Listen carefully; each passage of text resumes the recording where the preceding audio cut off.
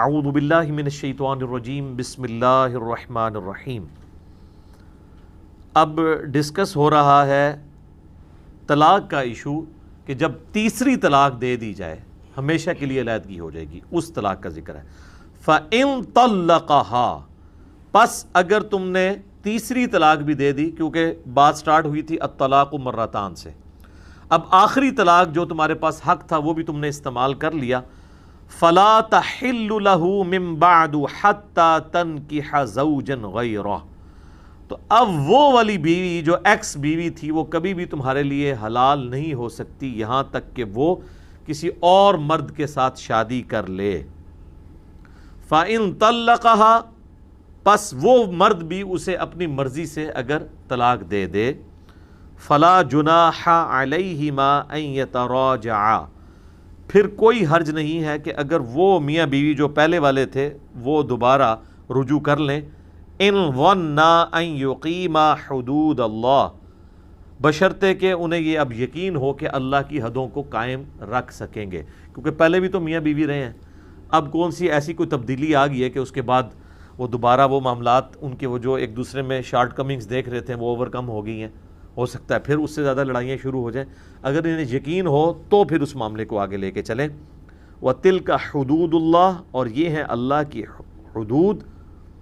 يُبَيِّنُهَا لِقَوْمٍ يَعْلَمُونَ،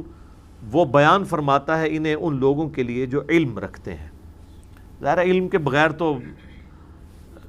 اسلام پر چلنا ناممکن ہے جب تک آپ علم حاصل نہیں کریں گے، عمل کی باری تو بعد میں آتی ہے۔ یہ وہ شرعی حلالہ ہے جس کا ذکر قرآن میں ہے، جس کو ہمارے معاشرے میں مس یوز کیا گیا کہ جی قرآن میں لکھا ہوا ہے کہ حلالہ کروا سکتے ہیں، آپ نے یہ پڑھ لی، یہاں کروانے کا تو ذکر ہی نہیں ہے، یہاں پر یہ ہے کہ اگر وہ طلاق دے دے تو اس کے بعد اگر وہ خود کسی اور مرد کی طرف چلی جائے، شادی کرے اور پھر وہ اپنی مرضی سے طلاق دے، ورنہ اگر یہ زبردستی کا حلالہ ہوتا تو یہاں پہ ہوتا کہ اسے چاہیے کہ وہ حلال ہونے کے لیے کوئی اور شادی کرے پھر وہاں سے طلاق لے، یہاں تو یہ الفاظ ہی نہیں طلاق لے، وہ بائی چانس وہ طلاق دے دے، یا دوسرا آپشن یہ ہو سکتا ہے کہ وہ دوسرے والا مرد فوت ہو جائے۔ تو اتنی کڑی شرط اس لیے رکھی گئی تاکہ میاں بیوی کے ریلیشن شپ کو مذاق نہ بنا لیا جائے۔ بعض لوگ اس کے اوپر اعتراض کرتے ہیں کہ جی قصور مرد کا تھا کہ اس نے بیوی کو طلاق دی، عموماً ناجائز ہی دے رہے ہوتے ہیں چھوٹی چھوٹی بات کے اوپر، تو سزا جو ہے وہ بیوی کو کیوں بھگتنی پڑ رہی ہے کہ اس کا لالا نکلوایا جا رہا ہے؟ نہیں، یہ تو عورت کو پروٹیکشن دی گئی ہے کہ مرد 10 دفعہ یہ سوچے کہ اب یہ عورت مجھے واپس نہیں مل سکتی، میں نے اس کی قدر کرنی ہے۔ کوئی مرد یہ گوارا کرے گا کہ اس کی بیوی کسی اور مرد کے پاس چلی جائے؟ تو یہ اللہ تعالیٰ نے شرط لگا دی کہ اگر اس کو طلاق دی تو یہ دیکھ لینا پھر تمہارے لیے کبھی بھی حلال نہیں ہوگی۔ ہاں یہ ہے کہ تمہاری اس اعتبار سے کوئی لاٹری نکل آئے کہ یہ کسی اور مرد سے شادی کرے اور وہ اپنی مرضی سے اسے طلاق دے دے یا فوت ہو جائے، تو اس کے تو چانسز ہی ہیں نا، 1% بھی چانسز نہیں ہے اس کے۔ تو اس کو بنیاد بنا کے یہ کہنا کہ حلالہ کروایا جائے تو نبی علیہ السلام نے اس کا دروازہ بند کر دیا، اگرچہ قرآن میں کوئی گنجائش نہیں تھی،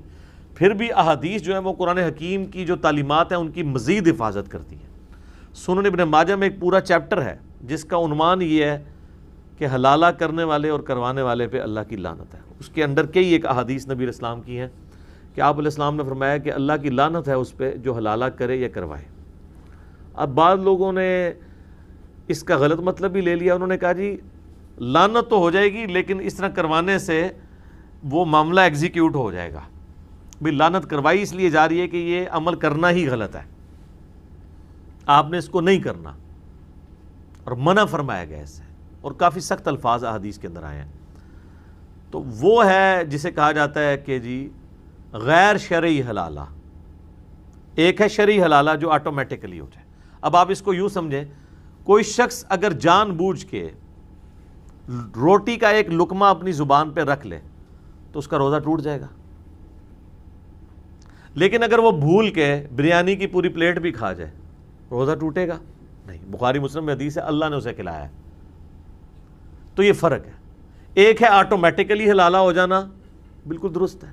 ایک ہے جان بوجھ کے پری پلان حلالہ کروانا۔ پھر کئی حنفی علماء چونکہ اس معاملے کو یہاں لے کے چل رہے ہوتے ہیں، وہ حلالہ نکالنے والے باقاعدہ مولوی ہیں جو آن پیمنٹ حلالہ نکلواتے ہیں، اور ان میں بھی دو اقسام ہیں. ایک وہ ہیں جو واقعی فزیکلی حلالہ نکلواتے ہیں، اور بعض ایسے ہیں جو صرف کاغذی نکاح کر لیتے ہیں اپنے ساتھ یا کسی کے ساتھ، اور کاغذی طور پہ طلاق دلوا کے تو وہ اس کو ایگزیکیوٹ کروا دیتے ہیں. وہ بھی بخاری مسلم میں حدیث ہے کہ اس طرح سے نہیں ہوگا، کاغذی والا معاملہ تو ہو ہی نہیں سکتا، کیونکہ وہ تو نکاح ہوا ہی نہیں ہے جب تک کہ ازدواجی تعلق قائم نہ ہو جائے ان کا، تو وہ پریکٹیکلی وہ ایگزیکیوٹ نہیں ہوا. تو وہ اب خیر ان کی ریشو کم ہو گئی ہے جب سے میڈیا آیا ہے، تو جو پڑھے لکھے سمجھدار حنفی علماء ہیں انہوں نے بھی باقاعدہ پروٹیسٹ کیا ہے کہ یار یہ آپ لوگ غلط کر رہے ہیں. ایون یہ کیو ٹی وی کے اوپر جو بریلوی عالم ہیں مفتی اکمل صاحب، انہوں نے باقاعدہ کہا ہے کہ یہ جو حلالے نکالے جاتے ہیں یہ بالکل حرام ہے، یہ زنا ہے. تو فقہ حنفی بھی یہ ذہن میں رکھیے گا، یہ جو اہل حدیث نے پروپوگنڈا کیا ہے نا کہ فقہ حنفی ایز اے فقہ یا as a school of thought اس کو سپورٹ کرتی ہے، تو یہ غلط ہے.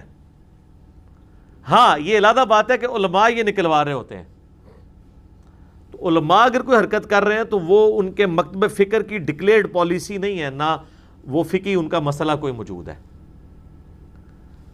لیکن وہ پریکٹیکلی چونکہ لے کے چل رہے ہوتے ہیں، اس وجہ سے پھر وہ اس کے اگینسٹ ایک حرامہ بھی ہے. حرامہ یہ کہ 3 طلاقیں ہو چکی ہیں تو جا کے کسی اہل حدیث سے فتویٰ لے لیا کہ چونکہ ایک مجلس میں دی ہیں لہٰذا وہ تو 3 ہوئی نہیں، ایک ہی ہے، اور دوبارہ سے ان کو وہ فتویٰ لکھ کے، اور بلکہ وہ پہلے لکھواتے ہیں اسٹامپ پیپر پہ کہ جی آپ پہلے اناؤنسمنٹ کریں کہ میں اہل حدیث ہوتا ہوں. اس قسم کے زبردستی جو اہل حدیث کیے جا رہے ہوں گے، جو دنیاوی غرض کے طور پہ اہل حدیث ہو رہے ہوں گے، وہ ہوتا ہی ہے کہ بس وہ لکھ کے دیتے ہیں، باہر نکل کے اہل حدیثوں کو گالیاں نکال رہے ہوتے ہیں. کئی پیر ہیں جن کے اپنے بچیوں کے معاملات ہوئے ہیں تو انہوں نے اہل حدیثوں سے جا کے فتوے لیے ہیں، حالانکہ وہ حنفی تھے خود پیر، ان کو پتہ تھا یہ غلط مسئلہ ہے. تو میں نے اس کے لیے نام رکھا ہے حرامہ. تو نہ حرامہ جائز ہے اور نہ زبردستی کا حلالہ جائز ہے.